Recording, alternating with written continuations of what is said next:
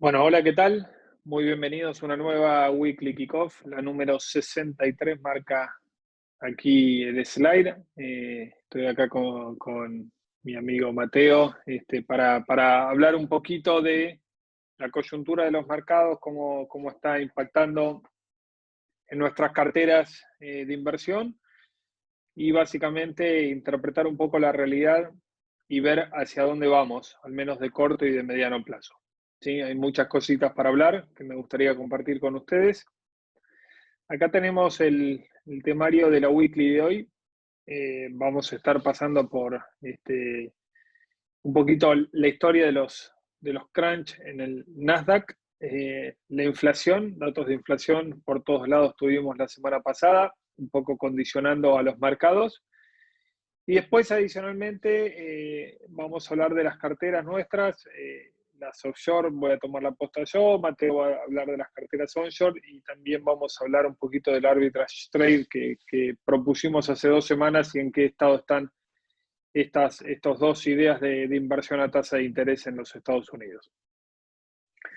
A ver, la semana pasada tuvimos claramente una semana marcada por la continuidad de la volatilidad, ¿sí? Y comenzaron a aparecer algunas comparaciones que obviamente uno hubiera preferido evitar, pero no por ello vamos a ver, digamos, qué está ocurriendo en el mercado.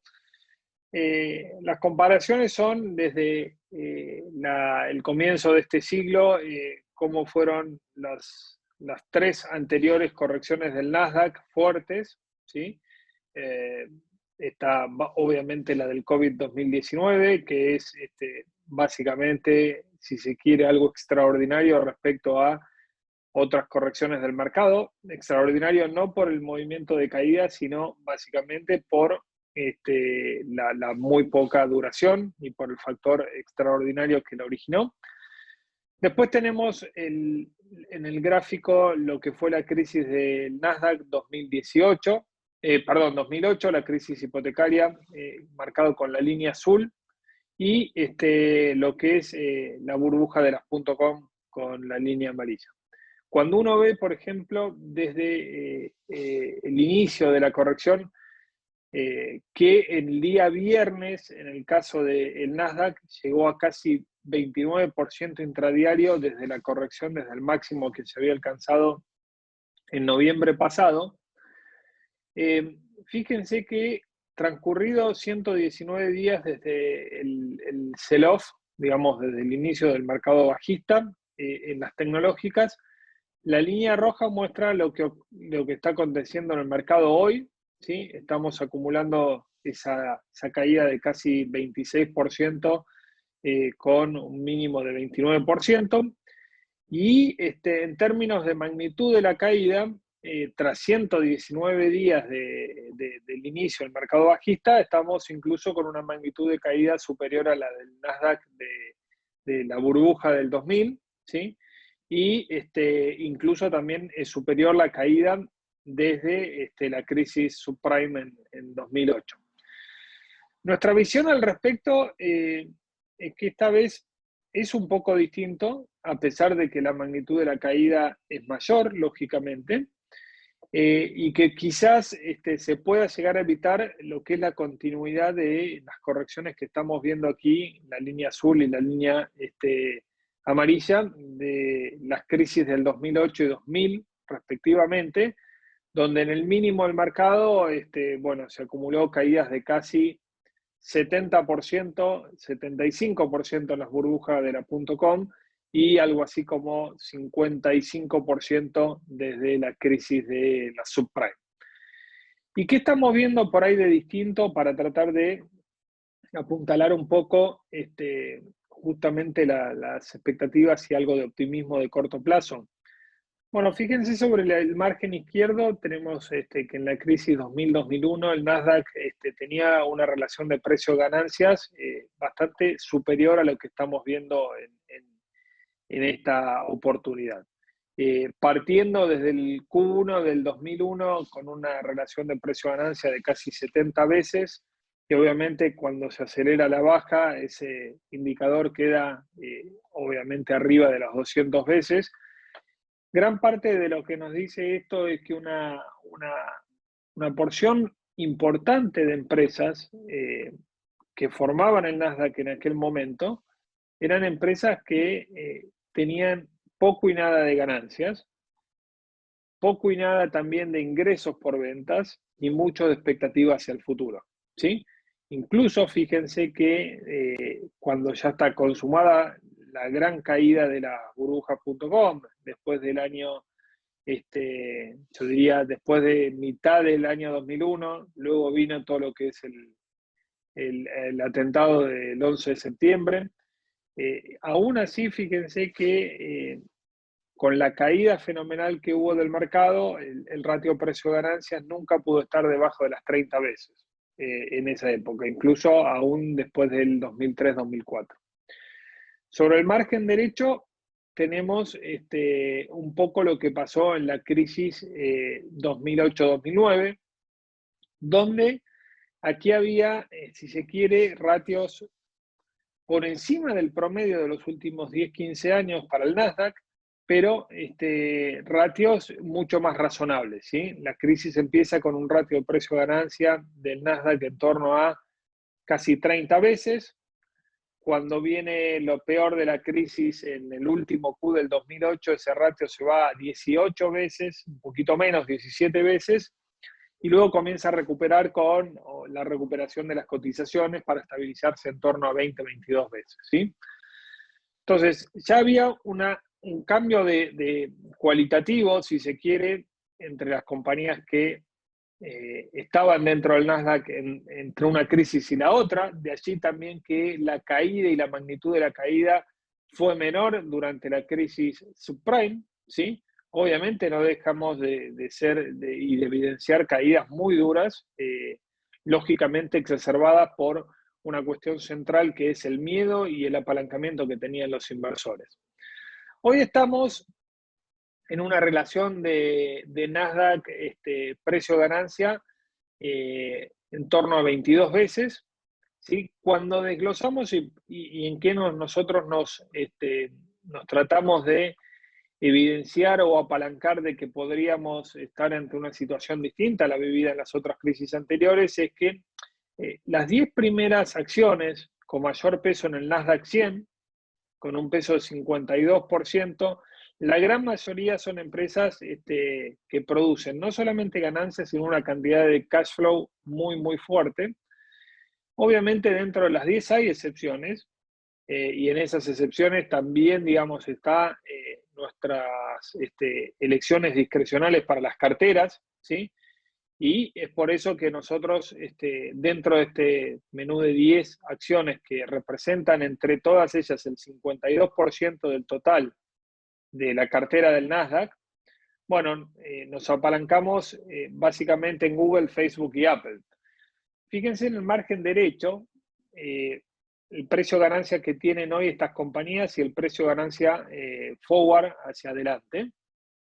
Y básicamente lo que vamos a encontrar es que si quitáramos alguna excepción dentro de estas 10 primeras, estamos ante compañías que, por ejemplo, cotizan por debajo o en torno a 20 veces precio de ganancia, como Google y Meta Platforms, ¿sí?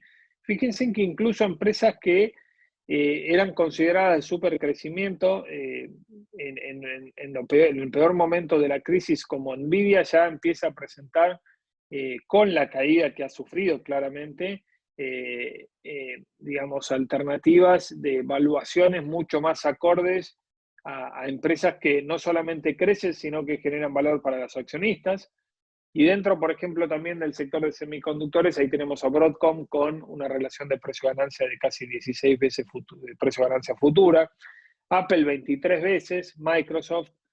Digo, esta vez, si bien es cierto que todavía el mercado le cuesta hacer pie, la volatilidad está muy a flor de piel y adicionalmente hay un desarme de apalancamiento muy, muy importante.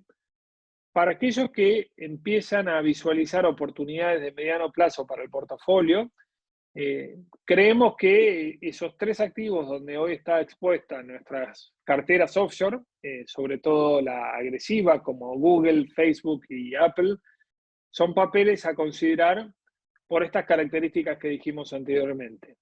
No se encuentran en una sobrevaluación fuerte, por el contrario, están cotizando por debajo de la media del mercado en términos de precio-ganancia, son fuertes generadores de flujo de caja positivo y no tienen deuda. Por lo tanto, las amenazas que estamos viendo hoy en día en muchos de los mercados y que tienen que ver con el aumento del costo del endeudamiento, que tiene que ver con la inflación, quizás les pega más tangencialmente, sobre todo porque estas compañías tienen una posición dominante de mercado que permite trasladar fuertemente a precios el aumento de costos.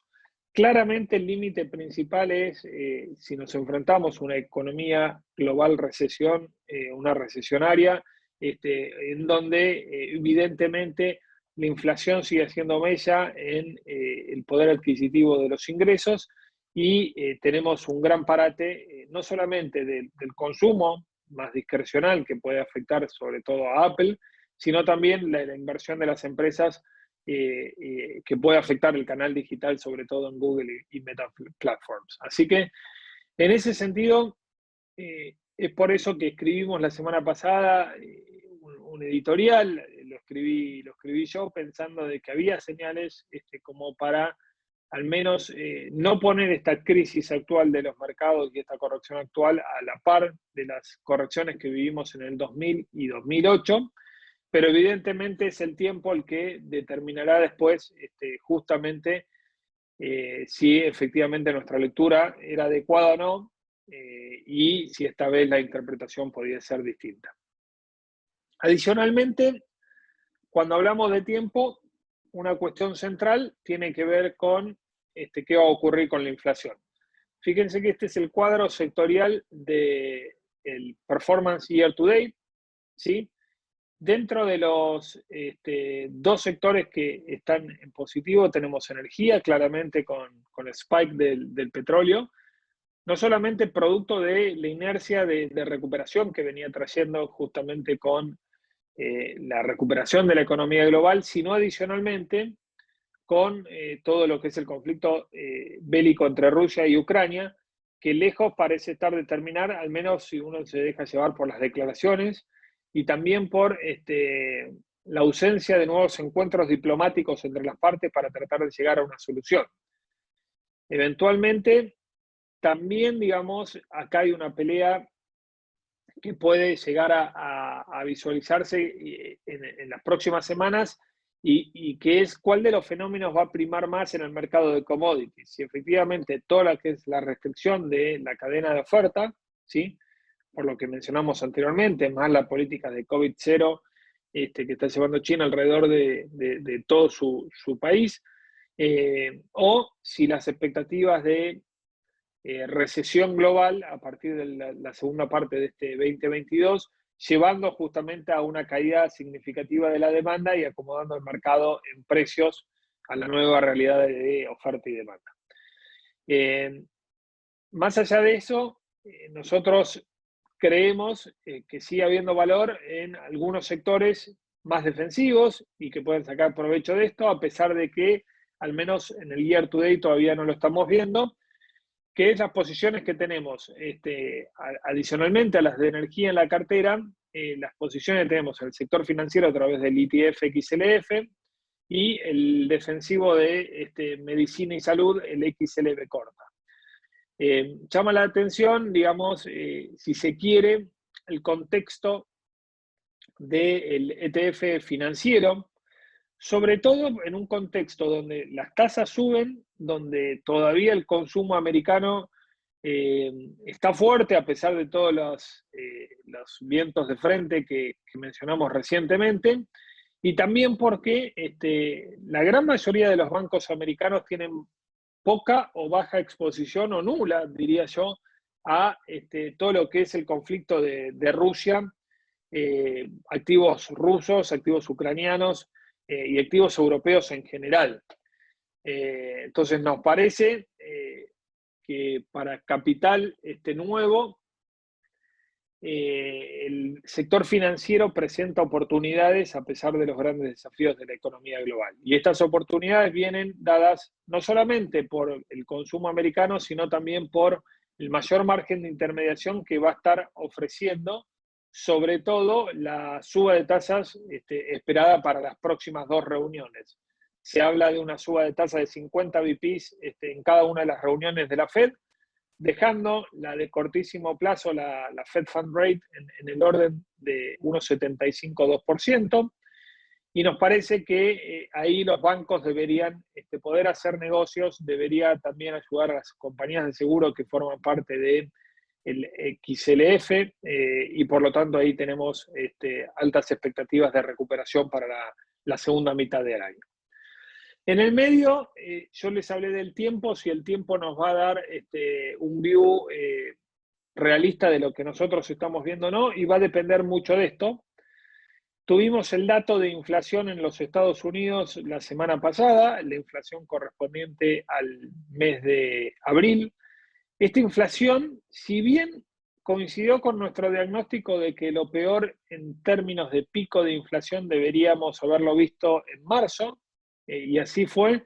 Lo cierto es que la inflación en abril bajó menos de lo que se esperaba. Si se quiere, y no quiero hacer spoiler de lo que va a contar Mateo, si se quiere un poco lo que pasó en la Argentina, ¿no?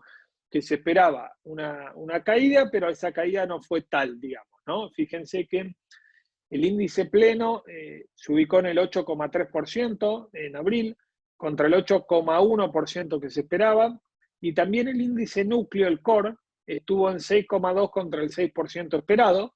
Ambas lecturas son debajo de lo que se registró en marzo, pero todavía en torno a los máximos de los últimos 40 años. Más allá de eso, nosotros pensamos que la inflación alta va a ser un síntoma de los próximos meses, ¿sí? Pero no del largo plazo. En esto estamos bastante alineados, al menos con la lectura que le está dando el mercado a la Fed y la corroboración de esas estimaciones de la Fed. Y es por eso también, a raíz de esto, que nosotros hicimos el cambio de exposición a la inflación a través de ETF mucho más cortos, en bonos más cortos, como el ETF S-TIP o el B-TIP, en detrimento del TIP, ¿sí? Y esto ha, de alguna manera, si se quiere, déjenme mostrarle, apagado, porque esta es la evolución de estos instrumentos a lo largo de los últimos 4 semanas, el último mes. Mientras que el TIP cayó 1,65, el S-TIP y el B-TIP han protegido bastante más los retornos. La inflación, nosotros creemos que estamos cerca de un pico. Fíjense, al menos el gráfico de la izquierda, la buena noticia es que todo lo que es la inflación que viene determinada por el Supplier Delivery Time, ¿sí? Que es un poco la cadena de oferta a nivel global, que es esa línea puntiaguda roja que están viendo, hace un pico y un punto de inflexión en abril, muy similar al Core CPI, ¿sí? A la inflación núcleo, y eso alienta a que al menos si bien pueden permanecer alto al nivel general de precios, la aceleración de la inflación no debería ocurrir. Y sobre el margen de la derecha, ustedes ven algunos rubros relevantes de la inflación en Estados Unidos. ¿Y cómo ha sido esa evolución? Febrero, marzo, abril, son las últimas 3 columnas, en distintos rubros, y cómo es la comparativa con Europa, ¿sí? Y lo que se observa es que al menos parecería que en Estados Unidos el pico ya se alcanzó con cierto desfasaje respecto a lo que ocurre en Europa. Mientras que el core, digamos, núcleo, empieza a descender en Estados Unidos, todavía tiene una inercia que sigue en Europa, ¿sí? Lo mismo con todo lo que es automóviles usados. Fíjense cómo la velocidad de ajuste de la inflación en un rubro que tiene una fuerte incidencia en el IPC americano, como es el de automóviles usados, pasó de tasas de crecimiento de los precios de 41%, 35% en febrero y marzo respectivamente a 22%. Es decir, hay algunos síntomas que nos permiten ser optimistas de cara a esto. La contrapartida, lógicamente, y por qué el mercado se mueve tan volátil, tiene que ver con el alerta o el warning que están mandando las compañías que forman parte de los índices, ¿sí? El 85%, ¿sí?, de las compañías del S&P 500 han nombrado a la inflación como el principal warning de sus ganancias corporativas e ingresos hacia adelante, ¿sí? Fíjense que esto es una escalera que viene creciendo desde el tercer Q del 2020, ¿sí?, ininterrumpidamente, y eso de alguna manera también estamos viendo algún impacto ya en el mercado que se anticipa a todos estos hechos, ¿sí? La baja del mercado de casi 20% del S&P 500 en lo que va del año se vincula con esto que están informando las compañías durante esta temporada de balance. Por lo tanto, digo, ¿cuánto de esto ya está incorporado en los precios y cuánto no? Me parece que bastante. Creo lo que no está incorporado sí es una recesión severa a nivel global, sí está incorporada una desaceleración de los earnings corporativos y en definitiva me parece que hoy la principal preocupación de nosotros como actores de mercado debería ser efectivamente la correlación entre un impacto de la desaceleración fuerte de la actividad global y las ganancias corporativas. La tasa de los treasury, fíjense que prácticamente se ha movido sin cambios, ha bajado un poquito. Hubo en lo que es la treasury de la yield de 10 años, el denominado flight to quality, ¿sí? Acá consideramos estratégicamente seguir estando cortos en duration, hasta tanto veamos todo esto que nosotros analizamos impactado justamente en los datos macroeconómicos de la inflación. Seguimos estando bien cortos en las carteras con los ETFs de Treasury de BGSH y BIL, que invierten en Treasuries a no más de 2 años de duración.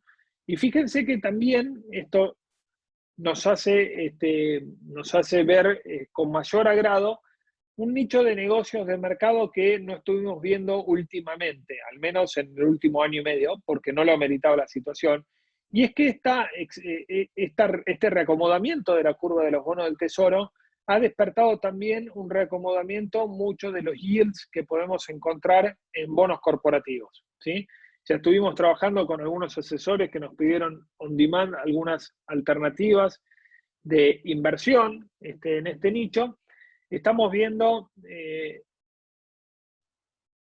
algunas rentabilidades de entre el 4 y 4,5% para bonos grado de inversión con un vencimiento entre 2026 y 2027, algo que no se veía de hace mucho tiempo. Y si bien es cierto que todavía los retornos que dan los bonos corporativos de grado de inversión más alta posible siguen siendo justamente negativos en términos reales, lo que estamos viendo es que si asumimos como válida la tasa de inflación de largo plazo que da la Reserva Federal y que se va a comenzar a plasmar a partir de finales del 2023 hacia adelante, ahí empezamos a ver que las yields de los bonos corporativos comienzan a ofrecer yields positivas en términos reales, ¿sí? Con una posibilidad de comenzar a diversificar portafolio, descomprimir todo ese flujo que había en equity en busca de la tasa de interés perdida y también agregando diversificación y buenos manejos de riesgo. Así que estamos viendo algunas posibilidades para ir incorporando nuestras carteras modelo. Finalmente, antes de hablar 2 o 3 palabras sobre nuestras carteras modelos y pasarle a Mateo la palabra, este es un gráfico que me pareció interesante, que es cómo han andado los rendimientos de los distintos asset classes 6 meses después de que la inflación en Estados Unidos hizo un pico y 12 meses después. Supongamos que nuestra visión de que marzo-abril fue pico de inflación en Estados Unidos y por lo tanto empezamos a ver alternativas en activos de riesgo que han sido muy castigados, Fíjense que si vamos a 12 meses vista desde el pico de la inflación, las empresas que son trend following, ¿sí?, del mercado son las que mejor han performado. El oro también sale a relucir, ¿sí?, con un retorno promedio de 7%. Fíjense que el equity a nivel general también comienza a ser una categoría que tuvo un overperformance después del pico de inflación. Y al lado del equity tenemos la estrategia de 60-40, esta estrategia que combina justamente fixed income con equity y empieza a ser revalorada. Lo que es commodities y lo que es value, que han performado bastante bien en lo que va de estos 4 meses en términos relativos y en lo que va de los últimos 6 meses, bueno, empiezan a mostrar incluso no solamente una ralentización, sino una contracción de retorno. Por lo tanto, vamos a seguir de cerca esto porque si bien la rotación de cartera ha ocurrido, ¿sí?, y ha ocurrido específicamente con value por growth, digamos, ¿no? Sacamos growth de la cartera y pusimos value, ya las valuaciones están mostrando niveles elevadísimos, ¿sí?, contra su media histórica. Y los commodities, donde nosotros tenemos exposición con el GAN-R del ETF, también nos ha servido para morigerar el rendimiento negativo en términos relativos, pero eventualmente vamos a ver esto porque en definitiva podríamos ver algún ciclo de toma de ganancias en muchos de estos activos. Finalmente, ¿se acuerdan que hace unos 10 días mandamos 2 ideas de arbitrage trading que tenían que ver con empresas que anunciaron la compra de otras y el rescate de justamente de sus acciones en el mercado, y estamos a la espera de el rescate de las mismas para convalidar una tasa de interés implícita de descuento? Bueno, una de estas empresas será Activision Blizzard, ¿sí?, que va a ser comprada y adquirida por Microsoft. Si esta empresa consigue todas las autorizaciones y regulaciones y aprobaciones de los distintos organismos, hoy está cotizando con un descuento de 21% respecto al precio. Obviamente, esto se anunció en enero, todavía no hay novedades. Puede ser un gran deal de tasa de interés, pero con los riesgos del caso, si no, no estaría cotizando con el descuento actual en el mercado. Y el segundo caso es obviamente mucho más, si se quiere, mucho más marketinero, que es la adquisición que anunció Elon Musk sobre Twitter, que la semana pasada puso en duda, ¿sí? Dijo que el deal está on hold. Esto supuso una caída muy fuerte de las acciones de Twitter y hoy cotizan con un 33% de descuento respecto al precio que se propuso pagar Elon Musk. Vamos a ver ahí porque hay mucho ruido, mucha agua bajo el puente. Y en definitiva, digamos, lo que hay detrás, aparte de algunos detalles o algunas cuestiones, es que Elon Musk vio todo lo que bajó el mercado en general y no le debe estar gustando demasiado pagar un sobreprecio tan significativo para Twitter. Obviamente que no cumplir con esto puede tener una consecuencia de un costo de más de $1.000 millones para Elon Musk si no cumple y no lleva adelante el trade. Por lo tanto, hoy esto luce muy atractivo con una volatilidad muy grande para posicionarnos en el arbitrage trade. En breve repaso las carteras de offshore, nuestra modelo. En el mes, la conservadora está por debajo del benchmark 46 puntos básicos. El famoso flight to quality nos pegó en las dos posiciones, justamente que buscamos tener alfa respecto al mercado. Siguen bajo presión el ETF de acciones preferidas. Debería estar haciendo bastante piso o sentido que empiece a hacer piso en los actuales dividend yield en torno al 5% anual.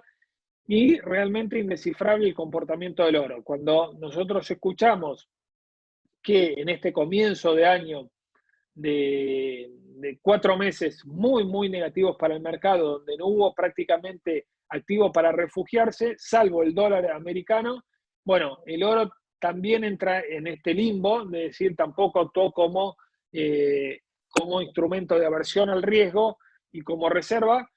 vamos a seguir, digamos, estando positivos acá, esperando una recuperación en un contexto de continuidad de las tasas reales en términos negativos. La moderada está 1% abajo en el mes contra 1,36 del benchmark. Acá nos sigue sosteniendo el ETF, el XLE, como dijimos, de energía, ¿sí? Contribuyendo marginalmente en forma positiva y también alguna recuperación de algunos papeles que están más ligados al riesgo. Por el momento está muy bien diversificada la cartera para también sacar provecho de algún tipo de rebote del mercado. Y finalmente en la agresiva también estamos 50 puntos básicos arriba del benchmark, obviamente en terreno negativo, con activos de riesgo, sufriendo y mucho, pero Omega Healthcare, que es nuestro rate de un dividend yield arriba del 9% anual, luego del balance raleando un 11% y dándonos un 1,7% de alfa al portafolio, también contribuyendo positivamente la acción de Google, como les dijimos, para aquellos que buscan tasa de interés, obviamente con un riesgo alto, Omega es un muy buen deal en este momento. Alphabet también nos parece, dentro de las Big Tech, la que mejor riesgo-retorno ofrece hoy para los inversores. Con esto terminamos acá el repaso de la parte offshore, nuestras carteras. Le doy la palabra a Mateo, quien va a hablarnos de la Argentina.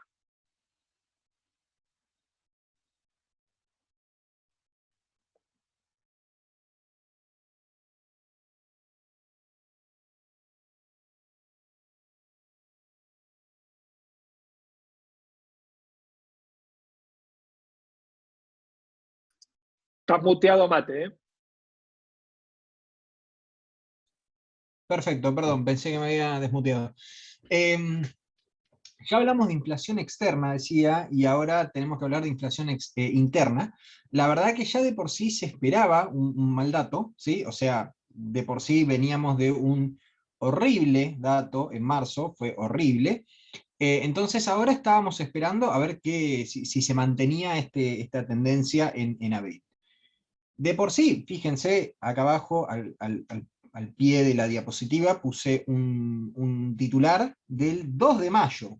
O sea, esto ya era ni bien finalizado abril y antes de que salgan, bueno, un poco lo que son las estimaciones definitivas de consultoras, con estimaciones de alta frecuencia, que a veces pueden o no estar bastante al punto, ya se esperaba algo casi un 6%, ¿sí?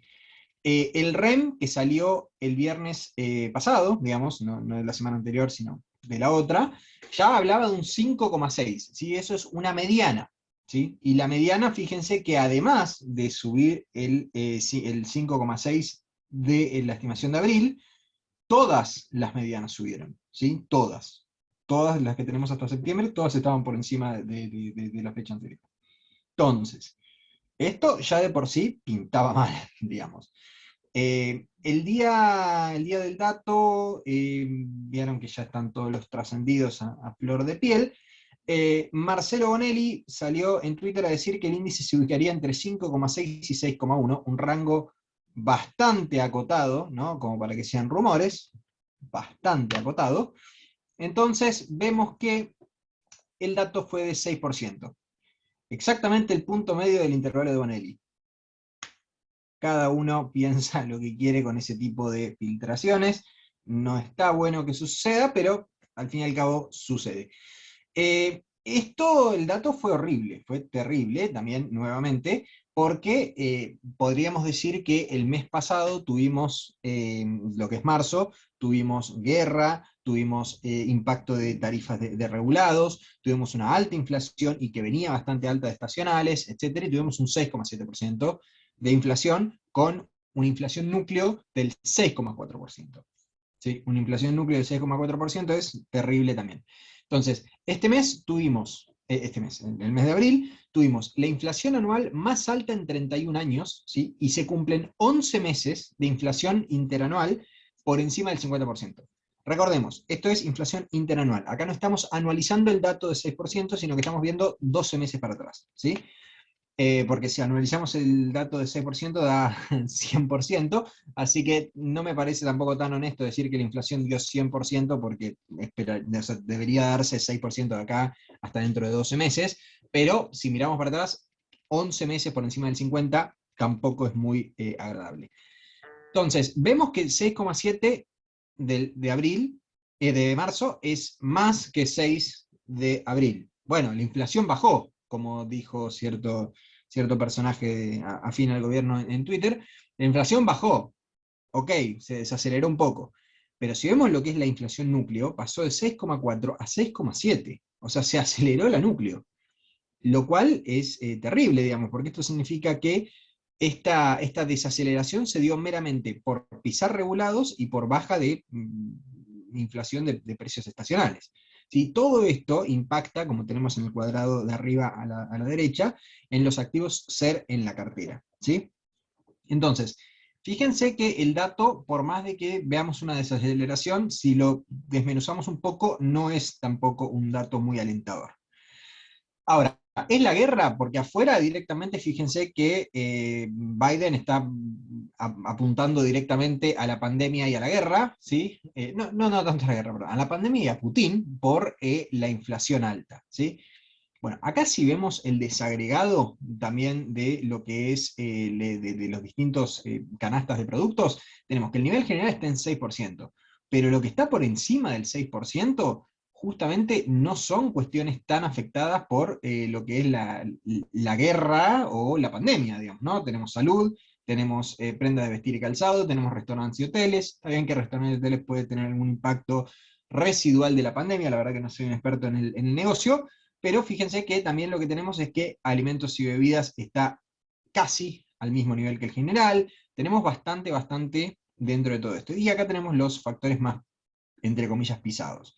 Vivienda, servicios, o sea, tarifas, educación, comunicación, que son cuestiones más reguladas, o por ejemplo educación que es más escalonado, no impacta tanto este mes, sino que va a impactar más adelante, etc. El gobierno local no puede decir que esto es por la guerra.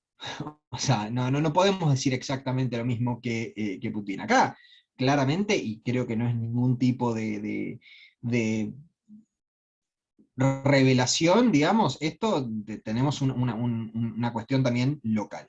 Incluso si uno ve, digamos, ¿sí? Lo que son algunos conceptos, llama la atención, por ejemplo, prendas de vestir y calzado, ¿sí? Prendas de vestir y calzado, fíjense que es casi la norma que esté por encima de la inflación núcleo. O sea, es mucho, pero mucho mayor que la inflación núcleo en muchos de los meses. Entonces, esto acá no es meramente que, bueno, la guerra hizo que algunos productos queden más caros.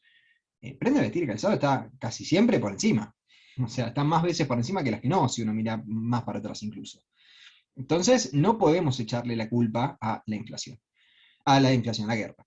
Entonces, ante todo esto, ¿cómo reaccionaron esos activos que tenemos ahí arriba? Excepto la LCR, que bueno, tendremos que ver otra curva, pero ¿cómo reaccionaron? Bueno, la verdad es que la parte corta de la curva, SER ajustó un poco.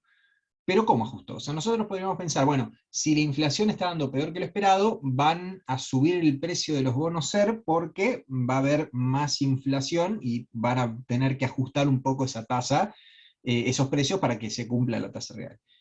Bueno, no sucedió eso. La verdad es que todo lo que es antes de 2023 tuvimos una expansión de la curva, ¿sí? O sea, la curva subió bastante, se aplanó bastante en lo que es el corto plazo, y tuvimos que casi todos los bonos cortos hasta 2023 sufrieron en precio, ¿sí? O sea, se ajustó un poco la curva.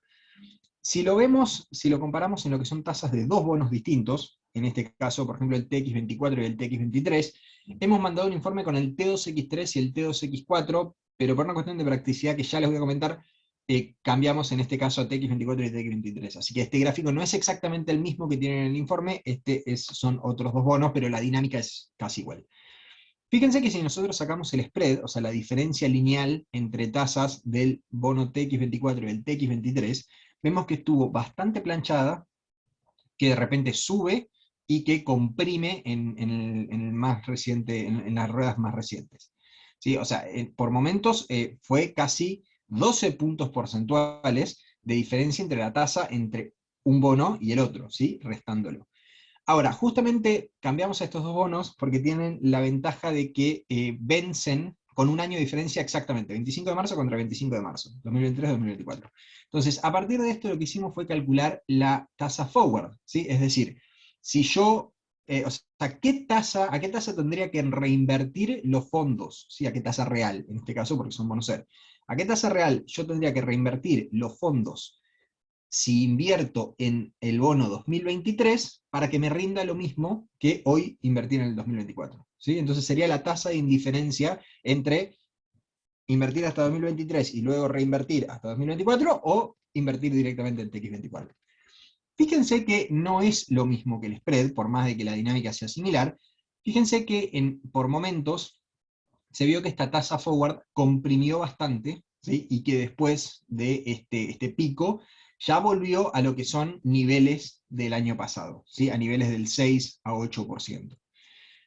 Que dentro de todo, para un régimen de esta incertidumbre, tampoco es algo muy extraño, ¿no? O sea, toda esta compresión de tasa forward se dio bastante por la demanda que hubo de estos instrumentos. Entonces se mantiene en niveles del año pasado. O sea, ya podríamos decir que por ahora todo lo que podría haber llegado a estar caro de la curva de 2024 para adelante, ya estamos en niveles al menos de tasa forwards del 2020, de fines del 2021 casi. Si uno lo que ve es directamente cómo ajustó esto, digamos, porque tenemos que de repente la tasa forward y el spread de tasa cayeron bestialmente estos días, bueno, ¿qué puede haber pasado para que eso se comprima? Puede haber subido la tasa del 2023 o bajado la tasa del 2024, ¿sí? O sea que la verdad que si uno apuesta al spread no le importa mucho, mientras ajuste, pero la cuestión es que si uno tiene los activos en cartera, la verdad que uno quiere que suba o que al menos no baje el que tiene en cartera, digamos, ¿no? Bueno, si vemos lo que es directamente la tasa, ¿sí? Fíjense que el ajuste se dio casi exclusivamente por la suba de la tasa del 2023, ¿sí? Entonces, esto no es meramente que, bueno, acá ganó dinero el que tenía en el 2024 y ya está, digamos, ¿sí? El que tenía en 2024, de hecho, perdió un poquito de dinero, pero el que estaba en 2023 recibió todos los palos, por así decirlo.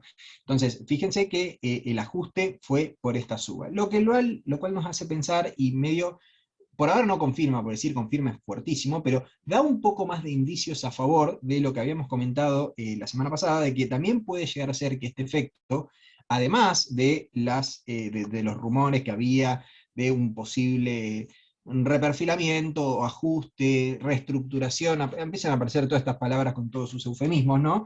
De la curva SER a partir de 2024 con un posible cambio de presidencia, cambio de ciclo político, cambio de gestión, también pónganle el eufemismo que ustedes quieran ahí, pero ya saben de lo que hablo. Entonces, la cuestión es que también otra teoría alternativa, y que esto da un poco más de indicios a favor, es que el gobierno venía emitiendo bastante del 2024 durante abril. El mercado esperó a fin de mes de abril que aparezca algún tipo de oferta de corto plazo, no apareció, entonces salieron a buscarlo en el mercado secundario. Salieron a buscarlo en el mercado secundario y se llevaron puesto todo. También puede llegar a haber pasado que haya habido algún gran vendedor, el mercado este es líquido para nuestros términos, pero quizás para términos de institucionales masivos no es tampoco tan líquido, entonces que haya habido algún tipo de venta particular que toque un poco el mercado.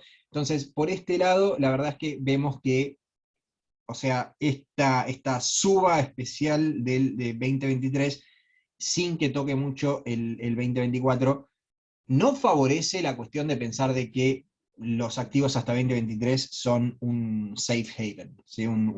Directamente un refugio de esto. También puede implicar que ya también se empieza a pensar, ¿y por qué van a reestructurar en 2024 si pueden reestructurar antes?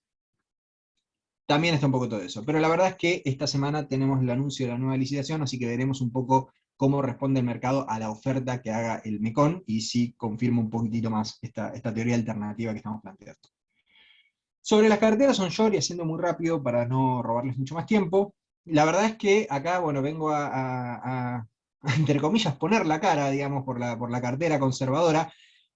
nosotros cuando largamos el fact sheet a fin de mes, ¿sí? de abril, avisamos, digamos, o sea, me voy a poner en un papel del que avisa no traiciona, pero escúchenme por ahora al menos. La cuestión es que nosotros habíamos comentado que este efecto que vimos, que cuando no aparecieron activos cortos en la licitación, hicieron que vuelen por el aire todos los activos hasta 2023, ¿sí? Tanto las LESER como los bonos del TC23 y el T2X3 que están dentro de esta cartera. O sea, el 90% de esta cartera, más lo que tenga dentro del Compass Ahorro, o sea, una muy buena parte de esta cartera está hasta 2023, ¿sí? Entonces, esto que vemos acá, que comprimió muchísimo y luego devolvió, lo vemos en este gráfico. Acá tuvimos un muy buen desempeño en abril, y en mayo, bueno, estamos devolviendo parte de ese desempeño, ¿sí? Después podríamos hacer el análisis, cuando termine mayo, de qué pasó entre abril y mayo, si justamente se derrotó al benchmark o no en esos 2 meses, pero bueno, por ahora lo que estamos viendo es que parte del hedge que podríamos tener este mes ya nos lo dieron en abril, ¿sí? En lo que es en la moderada también tenemos activos 2023, específicamente el T2X3, también tenemos TX24, y como vimos en el gráfico anterior, acá lo que tenemos es que nos bajó el T2X3 y el TX24 no comprimió, así que tampoco subió mucho más de lo que es la mera inflación. Si nosotros en la tablita esta que tenemos, ¿sí? Acá abajo del gráfico de columnas, vemos que acá lo que tenemos es en la penúltima columna, ¿sí? De izquierda a derecha, tenemos el rendimiento ponderado, ¿sí? Del benchmark, y acá tenemos el rendimiento ponderado de la estrategia en la cartera, que es, bueno, el rendimiento de la cartera es 1,95. Entonces acá lo que tenemos es que el SER tenemos que tuvo un rendimiento de 1,23 en este periodo, del 29 de abril hasta el 13 de mayo, mientras que la cartera tuvo un 0,41. Este es el lag un poco del que estamos hablando por la presencia de T2X3 y TX24. Dólar, tenemos que en lo que es la estrategia dólar nos fue bastante bien con nuestras posiciones en Coca y en Walmart, y además un poco el Galileo Premium, que sirve también para eso. Y en Merval tuvimos un buen desempeño después de cierto tiempo de que nos golpeen un poco. Así que fíjense que el pequeño, digamos, rendimiento negativo respecto del benchmark que tenemos es más que nada por la cuestión SER, y esto puede llegar a normalizarse si la curva se estanca acá y vemos lo que es el rendimiento del carry que podemos llegar a tener con esto, que es la misma inflación. Entonces, el resumen es que tuvimos el 2023 como ancla, el 2024 estable, y el buen desempeño en las otras carteras. La verdad es que vamos acá a tener una cuestión con la cartera agresiva. En la cartera agresiva tuvimos que Mercado Libre presentó balance, estábamos entusiasmados porque fue un muy buen desempeño, digamos, respecto de lo esperado, después de venir de un muy mal desempeño. Entonces pensábamos que, bueno, que capaz que el mercado volvía a creerle a Mercado Libre, para no ponerle el nombre del CEO, digamos, sino a la empresa, y no sucedió, digamos. No alcanzó un buen balance para resistir a la dinámica generalizada del mercado, ¿sí? O sea, el Mercado Libre cayó con el resto del mercado, otra vez nos golpeó, pero la verdad es que consideramos que para estos precios no conviene salir, dado el perfil a largo plazo de una cartera agresiva como es esta.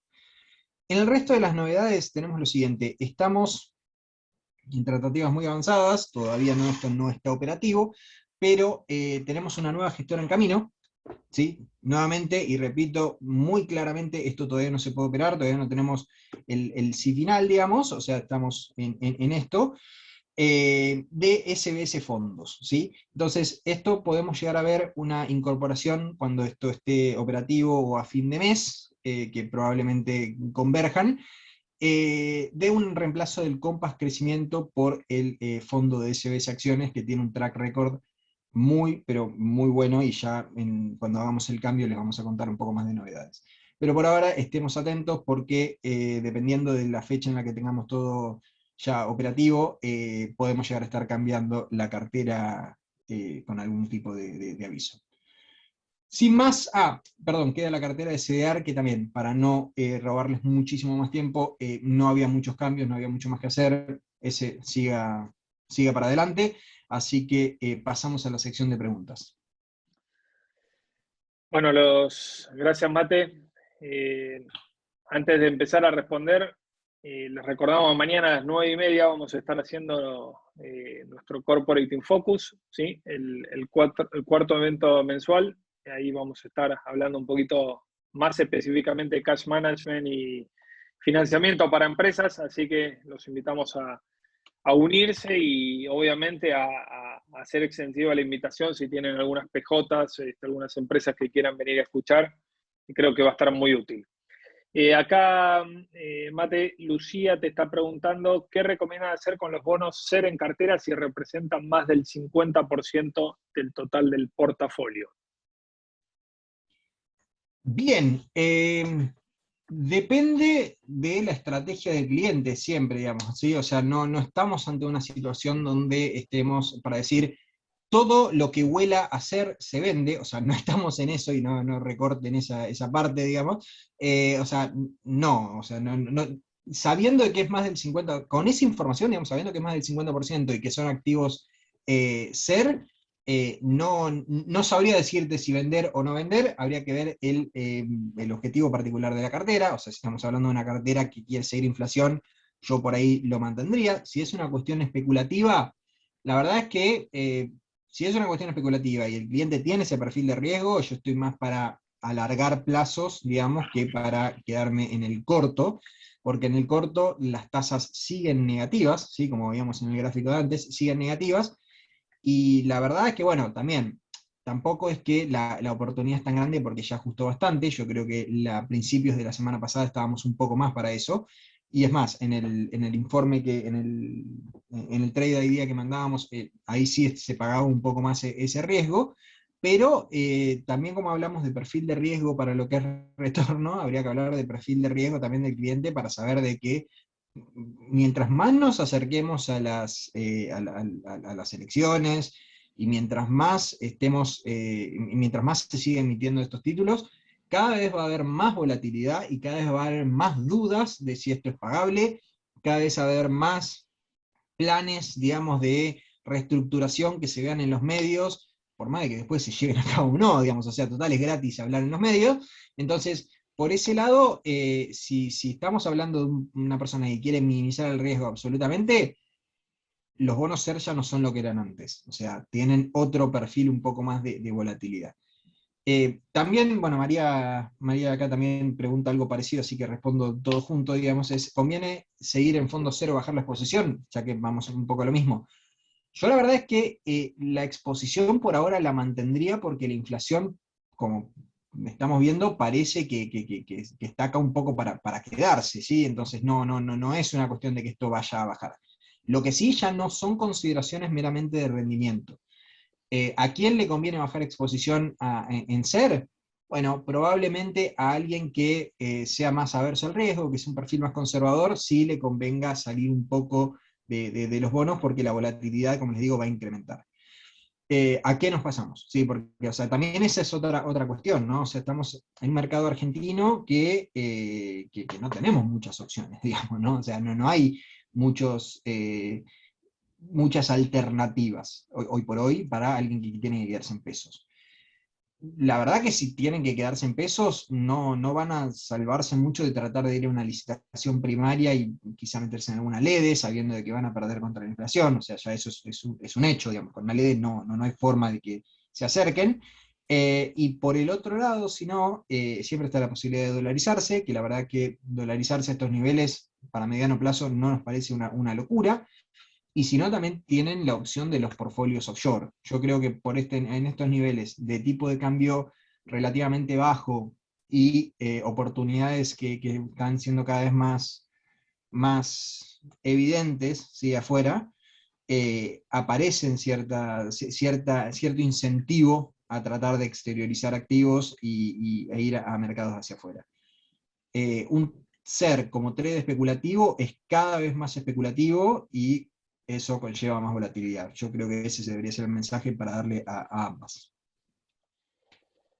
Sí, complementando adicionalmente a lo que dice Mate, en su momento, hace unas 3 o 4 semanas, mandamos cuando los bonos SER estaban muy negativos en tires y el implícito, el CCL, estaba en niveles 186, 187, mandamos dos ideas de por ahí bajar exposición ahí en SER y subir a través de fondos comunes de inversión como el Galileo Premium o el BESA Ideas de Compass, ¿sí? Que invierten deuda privada en dólares, valuada a cable, como algo atractivo, digamos, ¿sí?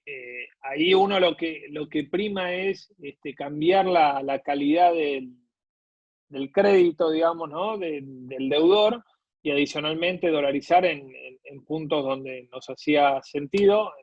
El CCL cerró un poquito, si se quiere, caliente el viernes, arriba de 211. Vamos a ver cómo sigue. La realidad también es que el mercado de ONs corporativas comprimió muchísimo, ¿sí? Tampoco nos sentimos tan cómodos, a pesar de que son créditos mejores que el soberano, no dejan de estar relativamente caros para lo que es la macroeconomía argentina, y ustedes lo están viendo también en los cortes de las licitaciones que hay de obligaciones en dólares, digamos, ¿no? Entonces, también eso es que nos hace no fomentar demasiado esas licitaciones hasta tanto nos parezca razonables las tasas, al menos que se van armando en el libro, en la licitación primaria. Así que, bueno, estaremos atentos a ideas de ese estilo y a locaciones más tácticas, pero como dice Mate, quizás en el corto plazo es el devengamiento del SER lo que más nos acerca a la inflación, pero sabiendo que los riesgos son incrementales a medida que nos vamos acercando más al 2023, rumores de todo tipo y expectativas y todas las cuestiones. Una cuestión además central es qué hará el Tesoro en esta próxima licitación. Ahí también vamos a ver un poquito qué menú de oferta de instrumentos ofrece, y en función de eso seguramente veremos impactos en el mercado secundario y por ende en los fondos y cuotapartes de los fondos que siguen al SER. Así que bueno, cualquier view en ese sentido se los estaremos compartiendo, ¿sí? Si quieren, finalizamos acá, ya son 10:30. Nos encontramos mañana en el Corporate in Focus, y cualquier otra pregunta, cuestión adicional, nos la hacen saber por los canales tradicionales. Que tengan una excelente semana y estamos en contacto. Fantástico. Adiós.